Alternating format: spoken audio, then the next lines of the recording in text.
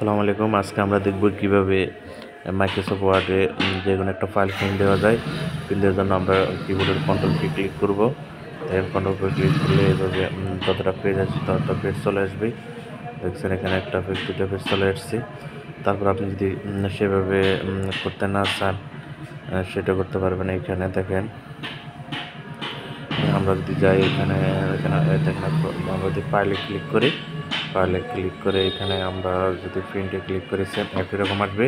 Control P অথবা এইভাবে করতে পারবেন। আপনি যতটা পেজ প্রিন্ট দেবেন, যদি আপনি একটা পেজ প্রিন্ট দেন তাহলে ওয়ান সিলেক্ট করবেন, আর যদি না সবগুলো পেজ প্রিন্ট দেন তাহলে কিছু সিলেক্ট করা লাগবে না।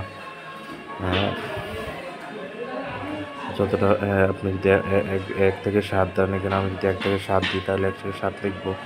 আপনি যতটা যতটুকু পর্যন্ত প্রিন্ট দেবেন ততটুকু লিখবেন। প্রিন্ট এখানে দেখেন প্রিন্ট কারেন্ট পেজ হচ্ছে আপনি যে পেজটা ওপেন করে আছেন শুধু সেই পেজটা প্রিন্ট হবে। এখন প্রিন্ট ল্যান্ডস্কেপসও দিতে পারবেন, আপনি পোর্ট্রেটও দিতে পারবেন। তারপর আপনি এ4 লেটারে তারপর লিগেলে আপনার যে সাইজ আপনার মন চায় আপনি সেই সাইজে দিতে পারবেন।